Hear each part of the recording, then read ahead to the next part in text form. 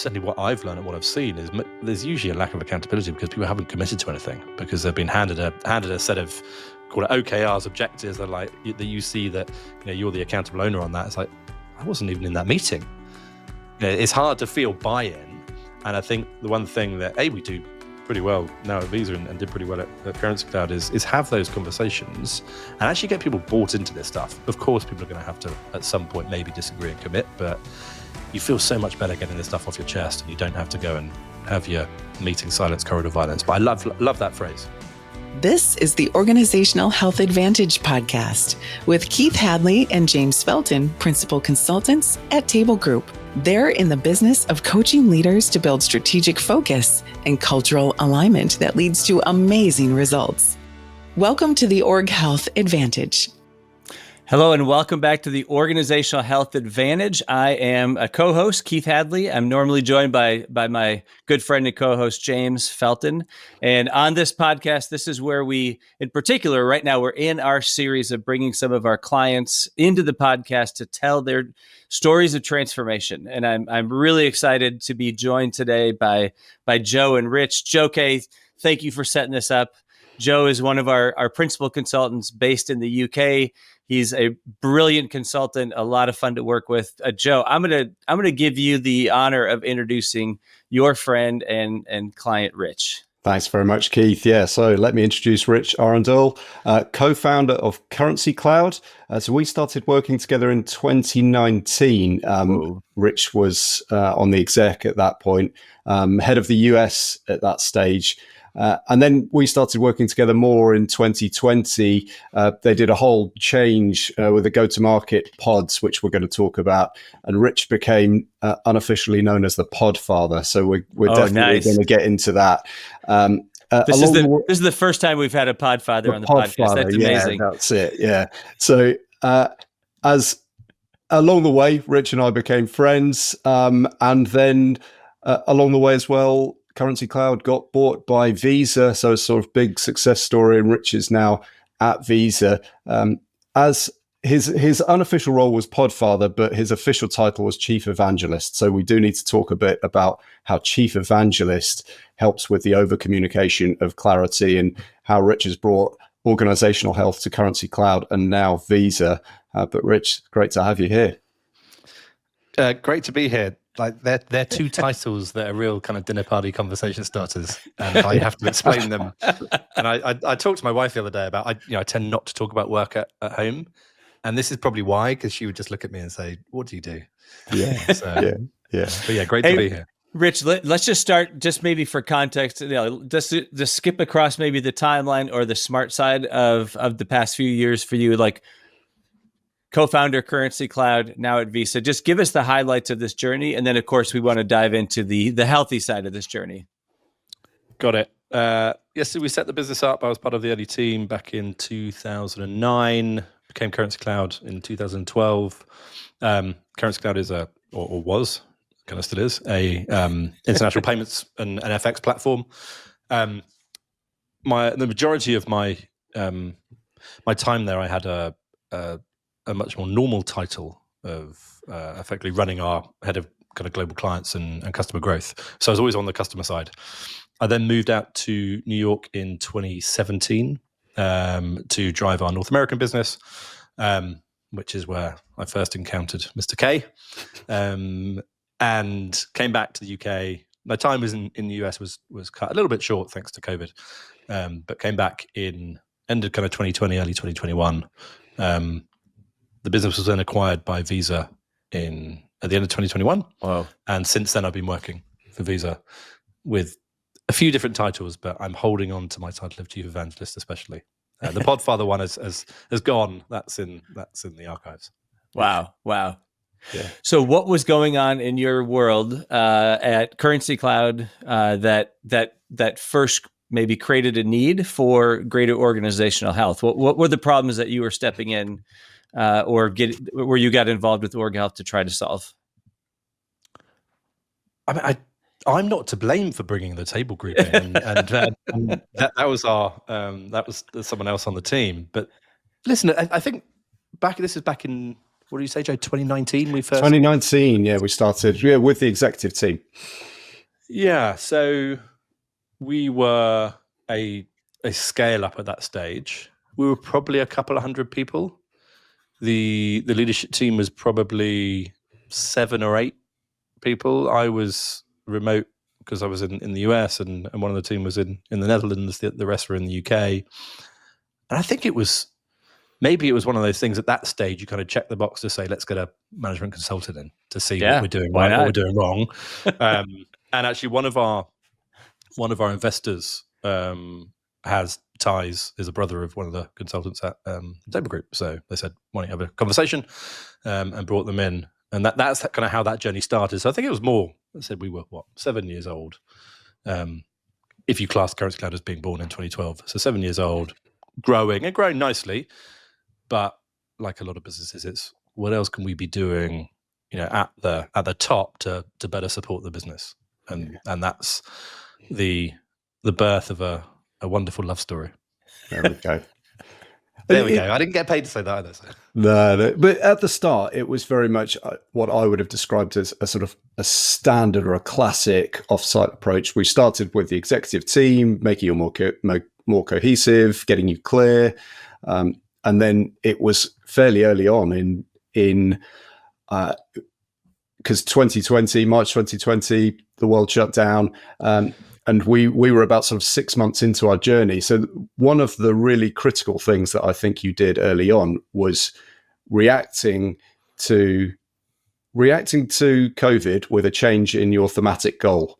So maybe it's worth talking a little bit about your clarity journey there, please.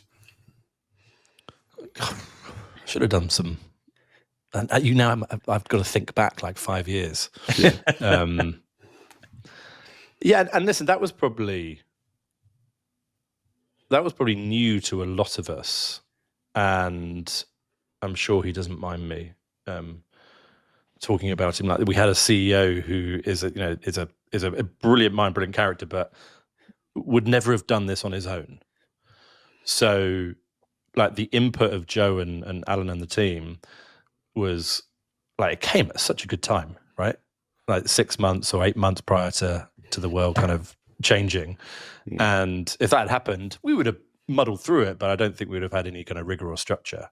And I think we had to react pretty quickly on a number of different fronts to say, fire drill, what's important for the next, and it probably wasn't a 6 or 9 month time period, is how do we get through the next 30, 60, 90 days?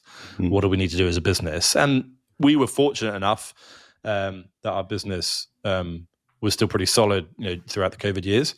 But we certainly had to have, probably a thematic goal, but that came with kind of backup A and backup B as well. Very much fire drill, very much.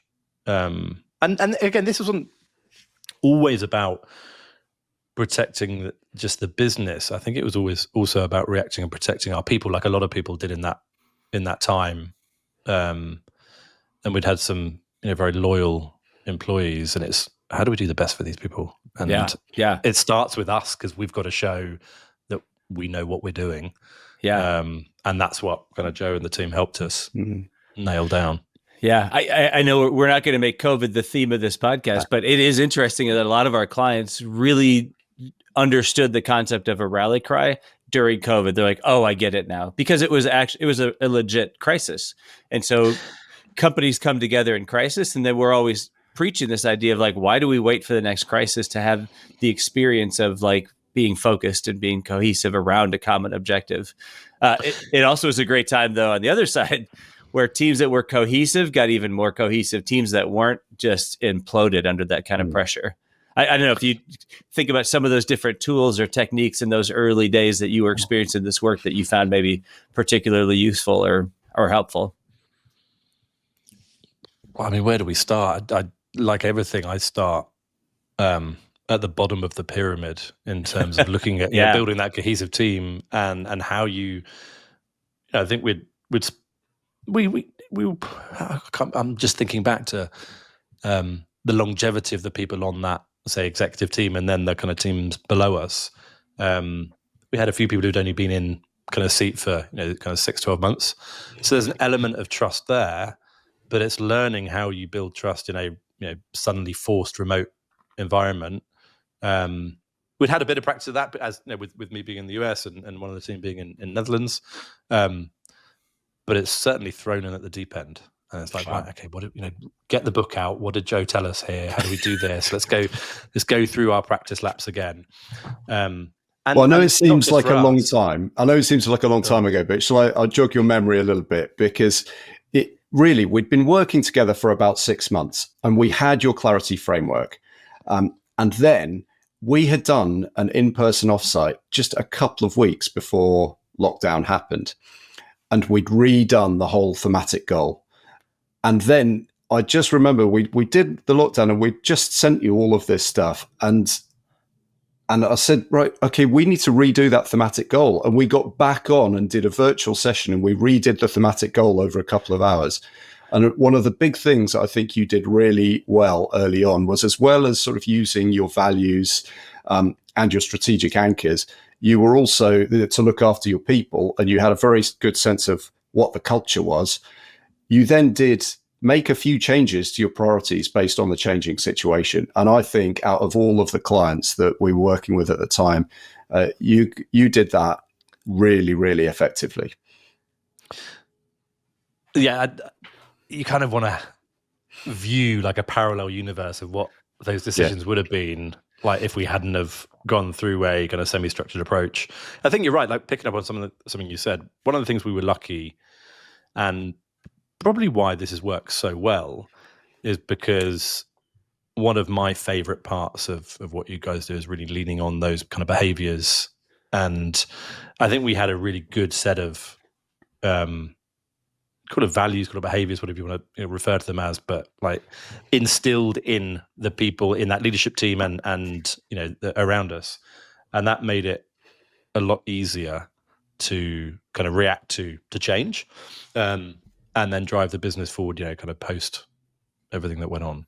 Yeah. Well, I think that would be really good to get into then, because this was in COVID, where you then did decide to make quite a bold structural change, and you brought in the pods. So could you tell us more about the story of the pods, how we used the work to sort of remotely form those pods as high-performing teams?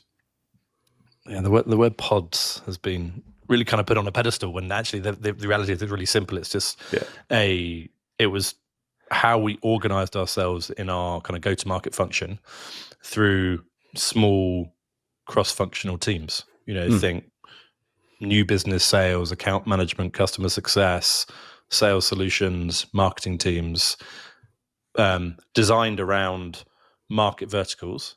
So a sound kind of go-to-market strategy. But what we impressed, I think that exists in many organizations, but what we really impressed is those were kind of mini teams themselves. And we tried to give them, as much autonomy with, support from the business as possible to really go and kind of figure this stuff out. And perhaps why I really embraced and enjoyed that part, because we kind of had done that in my role in North America, because whilst we were part of the business, we were 3,000 miles away, and trying to do kind of cross-border payments across in the US, as you probably know, Keith, it's less across the Atlantic, it's more cross-state at that point. So there's a big kind of education piece, and we had our own challenges, and the team we built out there felt like a mini part of a much bigger business. So that's all kind of the pods were. They were and our chief revenue officer at the time, again, found religion in a lot of the organizational health work and how we get those small teams to really embrace being their own unit, their own team, make their own decisions. But to do that, they had to behave accordingly. Yeah. How did you do that? How did you do it? Well, we enlisted the help of Joe again, but it wasn't just me this time. It was me. It was largely you and I, and COVID did give us the opportunity to do this. We did a series of remote offsites where Rich was in pretty much everyone with me, and on the side we're then training Rich to be able to do our work internally. So all of these cross-functional pods essentially had a sort of an initial offsite. So it's fairly time intensive, but it really did bring them together as cohesive teams. Yeah, as you said, so I went through the facilitators training, but it went. But there was 3 or 4 of us who kind of did that to say, listen, because we have, and by now we have 4 or 5 teams in Europe, a couple of teams in the US, and I think it was 1, maybe 2 in Singapore as well. So time zone wise, it was difficult to just have one person doing this. So a few of us went through the facilitator training. I think I just saw the benefit because I was so close, and maybe because I've come from that commercial background, being customer facing all my life up until that stage. I was just sat in both the offsites, but then also the meetings, the weekly, bi-weekly meetings that these teams were having. I think I counted up 250 odd hours of meetings over the course of a 9-12 month period. And you're shaking your head, but I enjoyed that. That kind of became my role. And when I came back from the US, they didn't know what to do with me. At that point, I was head of North America, coming back of my own accord because of COVID and family reasons.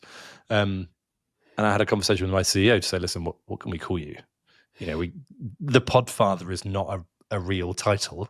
And this is where I inherited my, or I took the very good Silicon Valley title of Chief Evangelist, which means many things, but at that point, and probably still to this day, has a huge kind of internal connotation in terms of evangelize how we can work better together and remain focused on the commercial division, that go-to-market team. At that point, I think we had 8 or 9 different kind of pods.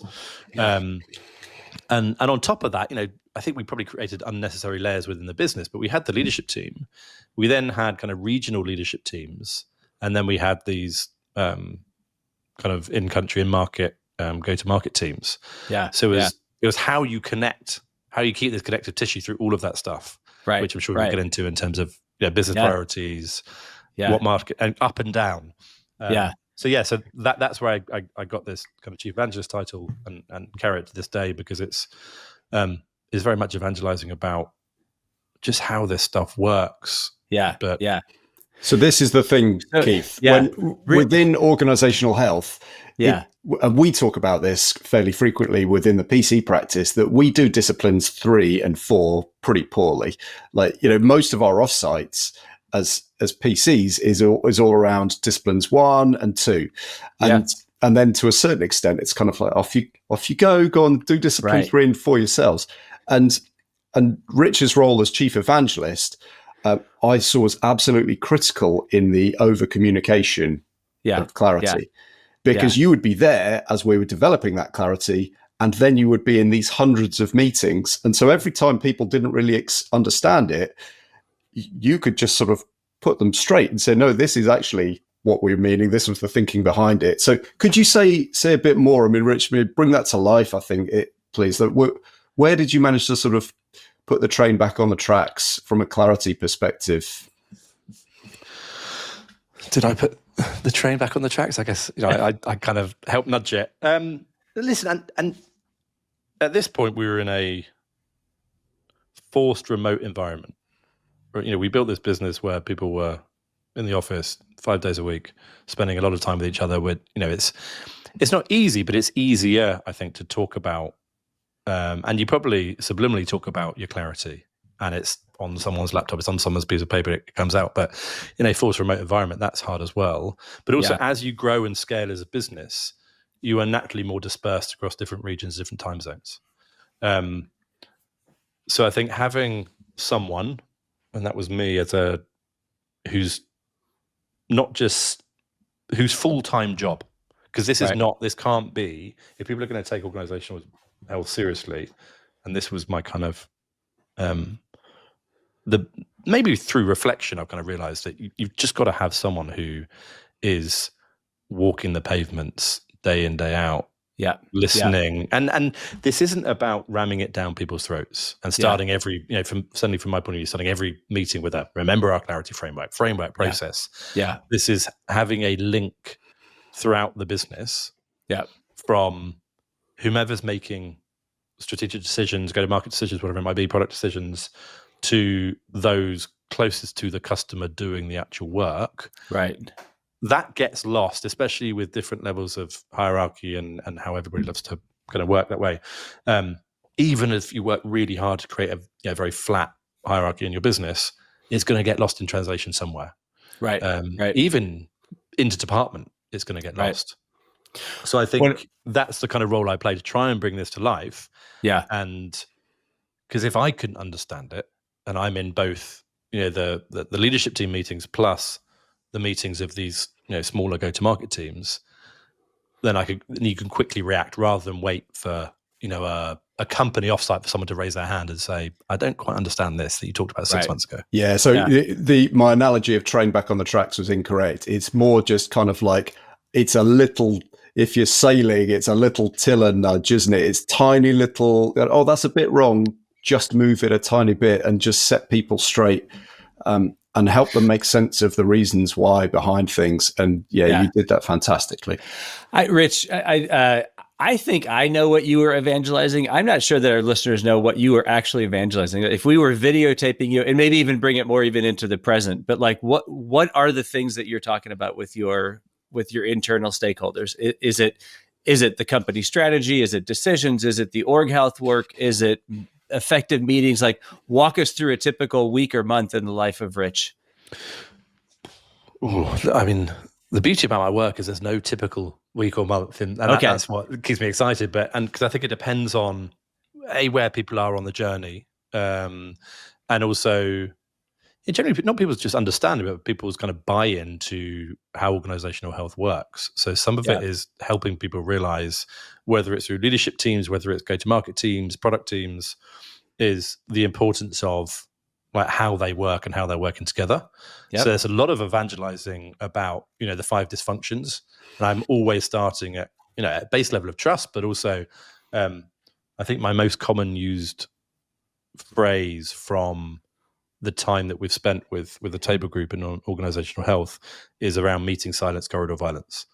And it's, I love that in terms of like creating healthy explain what conflict. that means. That's go deeper on that. That's, I've never said that. That's got to be a joke. Keep going. What does that mean, and how do you use it?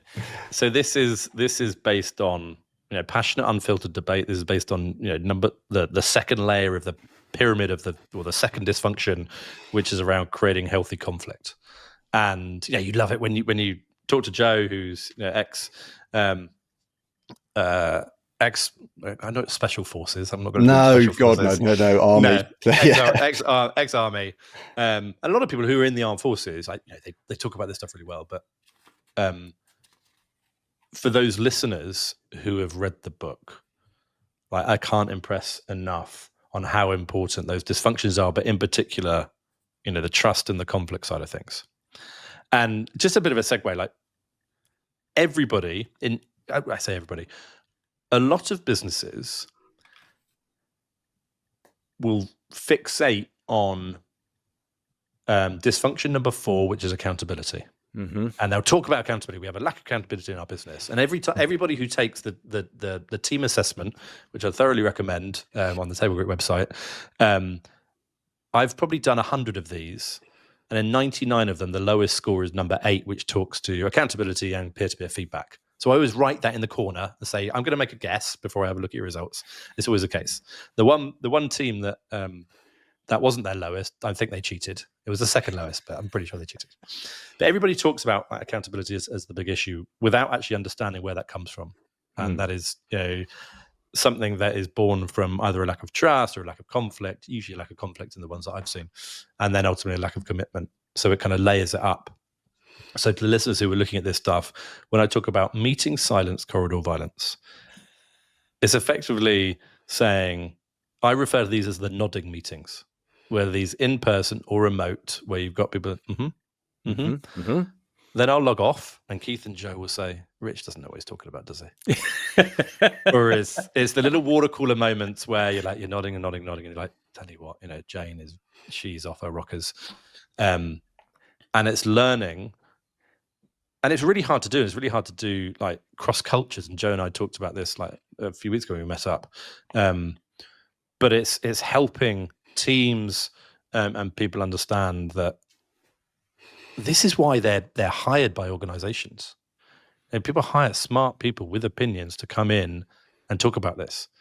And I think most organizations want the best talent in the market, not just to sit there in front of a computer, but to actually input and especially what I loved about this in the go-to-market teams is these are the people who are closest to the customer. Totally.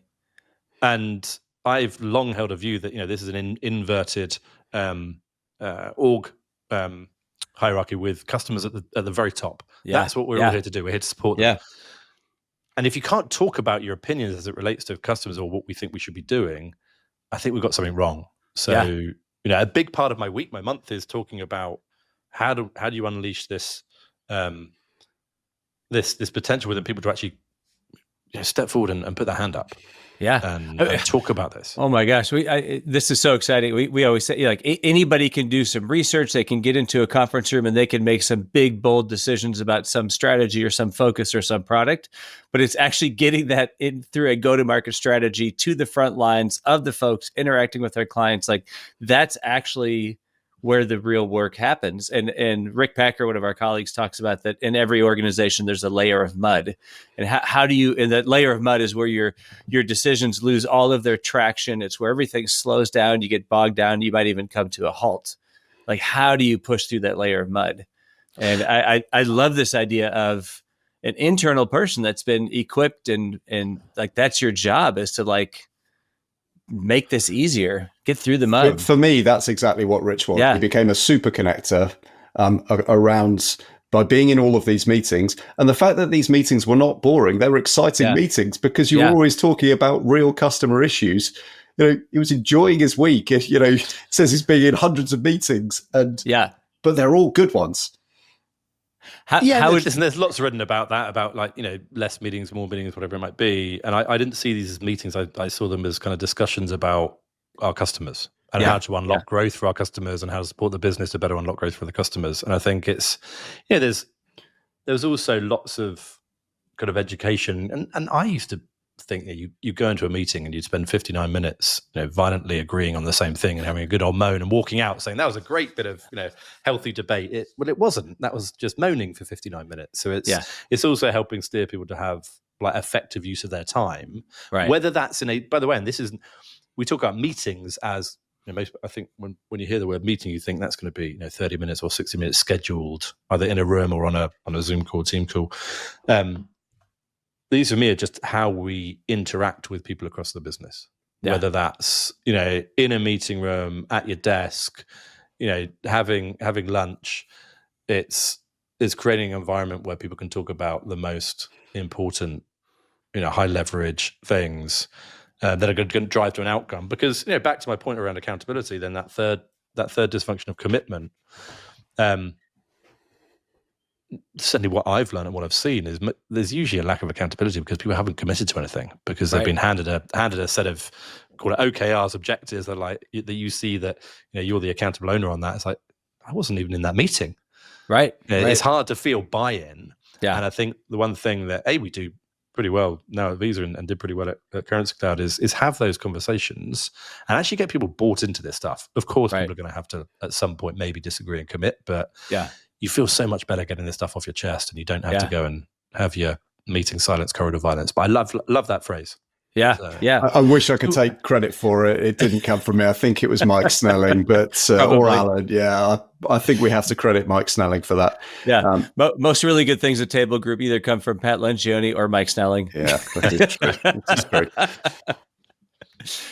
So Rich, what does this look like today in the role that you're in now? What do you spend your time doing? What's the impact that you're having? Fill us in on what this looks like to be an internal org health evangelist. So a bit of background, I guess. Post acquisition, my role It's changed a couple of times, but effectively, it's the purpose has always been the same, which is around to help manage the transition. First and foremost from the CurrencyCloud acquisition, and how you embed an acquired entity into an existing business. Yeah. And then post acquisition, so about where are we now? Just over a year ago, probably maybe 18 months ago, we went through a slight change within the Visa organization where we pulled together 3 kind of bought, built, acquired assets into one business unit. And so it kind of started again in terms of the whole process of rebuilding some of the leadership teams. Yeah. The emphasis on driving discipline 2 of clarity was super important. And the part of Visa in which I work in is a business unit called Commercial and Money Movement Solutions, which is effectively everything that's non-core consumer card purchases. So that's, if you think about it, that's the easiest way to think about it. And it's quite a big part of the organization, but it's across 5 regions with a number of different functions. So you have a number of different leadership teams, a number of different go-to-market teams. So there's a huge amount to do in terms of keeping us focused on whatever clarity it is, either within that function or the wider business unit. So I'm probably busier than ever getting to start with each of the regions. Let's work with their leadership teams. Let's work with some of their go-to-market teams. Let's talk about first and foremost, let's build up a cohesive leadership team, because it might be new people, got people coming into the organization, and then it's majoring on, I guess, discipline 2 in terms of that kind of clarity, because in a business like, and we had this same, I guess, challenge within CurrencyCloud as we scaled up, being super clear about what we're focused on, but also what we're not focused on. Yeah. And someone like Visa is such a impressive organization that we can do so many things, and it's helping people understand like exactly where we should focus on over the next kind of 12 months. Yeah.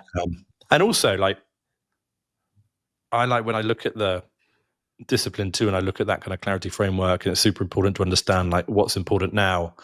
And I used to say this to Joe all the time. I think even more important is like kind of who does what, and how does that feed in to the organization itself, the impact you are having on that organization. Yeah. And I think that's even more important in a business that's over 30,000 people. Oh, gosh. It's understanding like the impact of people who are, front line. Say, well, but how does that tie into, and what's the impact I'm having on customers? What's the impact I'm having on, our purpose as a business? I just want to build on that for a second. The larger the organization, the more things you have on the list of things that you could do. And there's so many things that you're capable of doing. There's so many things that you should be doing. But is there clarity around, but what's the most important thing that we should be focused on right now? And if a leader doesn't kind of take ownership to answering that, you've hired good, hardworking, intelligent people. They're going to come up with their own answer. That's not the issue. It's not that people can't focus. The problem is they just don't focus on the same thing. And especially within the framework of a go-to-market strategy where you're bringing together product, sales, marketing, often operations, customer, like I love that use of the word pod. I'm going to start using that with my clients. Like that, if you can't get cohesive and aligned there, forget the rest of it. Like that's really where the rubber meets the road. I love this. Yeah, and listen, it's hard for a number of reasons. At CurrencyCloud, we sold a couple of small products, and our go-to-market motion was relatively simple. We split it between different kind of verticals. If you think about all the products and services that a business like Visa has, and all the moving parts, and keeping focus, keeping clarity, keeping people aligned around the customer, because it all nothing's changed from the CurrencyCloud journey to Visa, and that was one of the things I loved about that acquisition and coming into this business is it's still a customer driven at its core.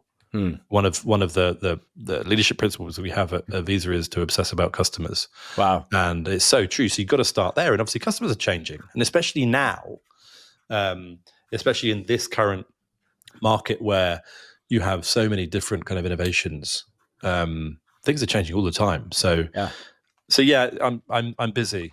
So as chief evangelist now, does it really mean sort of bringing the customer into every conversation and making the customer part of the clarity in every meeting? So I don't necessarily think that's I wouldn't put that on my job description. I think that's probably a job description of everybody within the business. Well, just reminding them that is everyone's job. Well, that's the role of leadership, and thankfully we've got a very strong leadership across the business who are customer centric at their core. I think a lot of this is help with a lot of the organizational health stuff, and it's interesting because a company like Visa would have consultants coming in to help with a lot of their kind of business practices, but to have someone there bugging them, certainly are the teams I work with, bugging them on a kind of more or less daily basis. Joe, you once said that I had another title, or we all should have other titles, which were the CROs, or the Chief Reminding Officers. Right. And I think it's helping that, and also my job is also to build an army of evangelists around me who also get religion on organizational health and how important this is. And I'm lucky enough to work with a bunch of people who do that and see the benefit. But these are really busy people, so they have to be totally told, reminded. Helped. What are the bits that you find yourself reminding people of most often? What are the bits that people struggle with? We're saying, is it meetings? Is it conflict? Where do you spend your time? Probably less on meetings. I think there's frameworks around meetings that work. Some people do it one way, some people do it other. I'm happy to say that a lot of the meetings I'm involved in will take a lot of the kind of learnings that we had, whether that was me or whether that was just it's a sensible way to do kind of meetings and a framework around meetings. It really does depend on the team that I'm working with. Okay. Well, maybe a different way to say teams. Go on. Then it is, if we said, disciplines 1 and 2, we kind of, as principal consultants, we kind of get that. But disciplines 3 and 4, where, you're in the business day to day, so over communicating that clarity and reinforcing that clarity. Have you got any advice for us on how organizations can do that more effectively? You'd have to wait till my book comes out. So, nice. No, because the royalties I'd have to pay to Table Group. Listen, I think having someone other than a CEO or a leader because the CEO, obviously, a lot depends on the CEO or that leadership team to live and breathe this. But having someone who, Joe, you've referred to this as a super connector, but having someone who is both close to the customers and the people, and also close to that leadership team, or multiple people, I've found both enjoyable, but also I think super important for the business. Because you're sometimes that translator of call it business strategy, and it's not, because I'm not a strategy person. I'm not smart enough to be a strategy person. I think I can probably maybe a superpower is translating that into actually what's super important for the people on the ground, because I've been spent a lot of my life in front of customers, with customers, working in and leading those teams. Have someone but firstly, as you guys would say, but take it seriously. This isn't a case of get a consultant in on a every 6 months for an offsite and forget all about it, and then do it again in 6 months. Remind yourself, that we said we would do that. I think it's take it seriously. Find the 1 or 2 people in your organization who have the connections, but also maybe the respect of people, and I guess my respect came from because I've been there for so long, since the beginning, that people would actually listen to me. Yeah. Now that's a separate challenge, an individual challenge I have within Visa, because I obviously wasn't at Visa since the beginning. I came in through an acquisition, so a lot of my job is creating that kind of internal reputation, and that takes time. Lucky the people I work with and the leaders that I work with, many of them understand and have been through this in other businesses and understand how important this organizational health is. But also the one thing I'd say that we haven't talked about, so I'm both not an external consultant and I'm not in HR. And I think that really helps. So I think sometimes, and I'll admit, first time I got a calendar invite to spend 4 hours with the Table Group management consultant, and that invite was sent for my head of HR. I was like, oh, okay. But I think maybe there is a stigma attached to that, but it's actually, and maybe my commercial background and my customer background kind of helps me. Yeah. Because a lot of my work, I do work across the organization, but a lot of it is still spent with go-to-market teams. Yeah. And I think having that clarity really helps them. They're not just out selling, but they can understand how the business is supporting them. But so that would be a piece of advice: is look for people. This probably shouldn't be an HR-driven project. Right. Right. And I only say that from the personal experience I've had of. And our HR, CurrencyCloud, we had a fabulous chief people officer and head of HR and a fabulous team. But I think sometimes that can come with maybe a mandated thing that you've got to go and attend, rather than this is actually super important for customers. Yeah. We sometimes field the question, well, how much time is org health going to take us? And I'm never quite sure how to answer that, because there's two versions of the answer. The one version of the answer is like, hey, this is going to be everything that you do. The other version of the answer is like, it's not going to take you any more time than what you're already doing. It's a mindset shift. It's a way of doing the things you're already doing. You're already in meetings. You're already in conversations. You're already making decisions. You're already out in front of customers. You're already doing research. But it's okay, as long as we're in a conversation, let's have a real conversation. Like, let's not let silence create violence in the corridor. Hey, as long as we're at a meeting, why don't we make it a productive one? As long as we're making decisions, let's apply the frameworks that, of leadership principles of our core purpose or anchors. In that sense, it doesn't take more time than you're already spending at work, but it's the way you do it is so differently, or you do it so differently. I'd also add, like, how I would answer that question. I don't think I've been asked that question directly, but indirectly, I would approach it by saying, listen, I view organizational health the same as physical health. And, if you don't go to the gym and eat right, then you get fat and unfit. Yeah. Right. So this isn't a one-time, tell you what, can we do this for a few hours and we'll be organizational healthy? Yeah. You won't, you'll probably wake up sore the next day, but then if you start eating junk food again, then guess what? It is, to your point, it's a big mindset shift. And I think that's why and this isn't, for your listeners, this isn't a big plug for the Table Group. This is just someone who's kind of seen this. Yeah. Never really understood the role of management consultants until we kind of, and maybe we need to look at that name, because it's this is management consulting. This is around creating an organizational culture that's going to drive your business forward. And you go through, I can't remember what you call it, Joe, but smart versus healthy, and the the accelerator of being a healthy organization. Like, listen, you've got to, if people are interested in this, if they haven't taken the step to do this, this is not a one-time thing. So I think if you're interested in really uncovering the power of the people that you have in your and the teams that you have and that you've hired, right? You've hired these people. So I think it's a complete waste if you're not doing everything you can, because it's a huge competitive advantage. It is.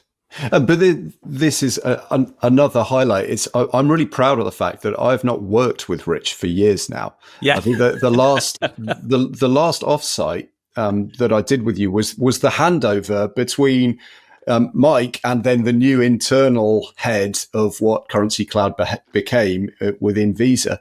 And since then, Rich has been doing our work. So from our point of view, he's now in alumni, and I get to go to the pub with him and we have a catch up and we get to do things like this. He's become a friend, and we sort of catch up on about, what could we do differently, but it's on a friendship basis. So this is not us trying to sort of do management consulting and, get you hooked on us and we stay in there. Success for us is you're now doing it yourself, and organizational health has now just become the way that you do things at CurrencyCloud and now within Visa. And so I just love that.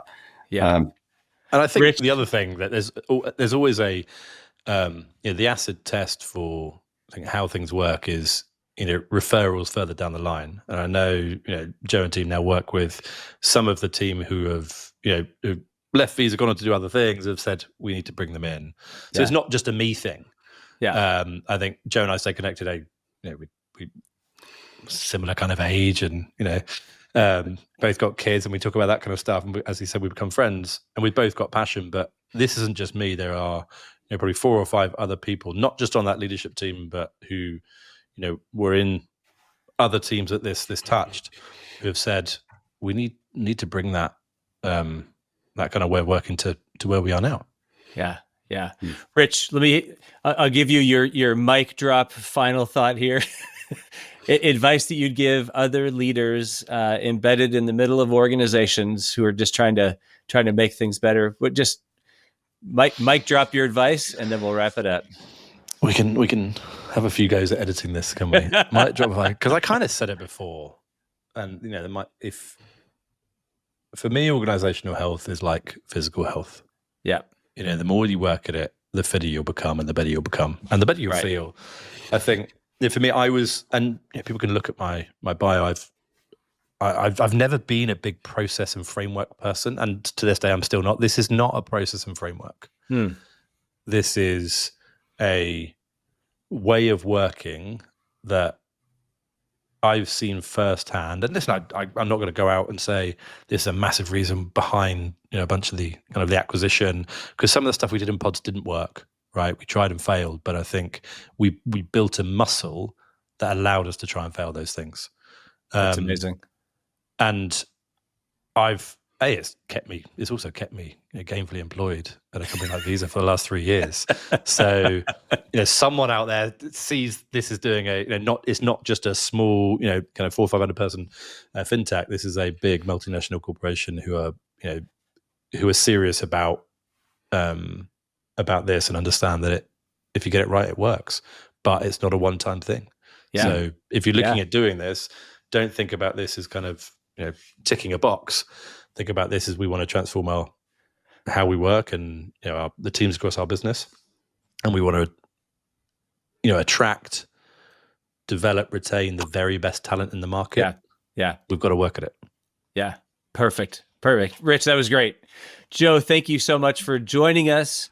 Thanks for the work you're doing with Org Health all over the world. Thank you for bringing Rich, and Rich, thanks for being here with us and sharing your story. No worries. Rich. Thanks, Keith. Thanks, Joe. All right. So we're wrapping up another episode of the Org Health Advantage. Like this, share it with your friends, share it with your colleagues, and we'll see you next time. Thanks for coming. Thanks for listening to the Org Health Advantage. Your hosts, Keith and James, are helping leaders change the world of work and invite you to share this podcast with your friends and colleagues. For more resources on building stronger teams and organizational health, check out tablegroup.com.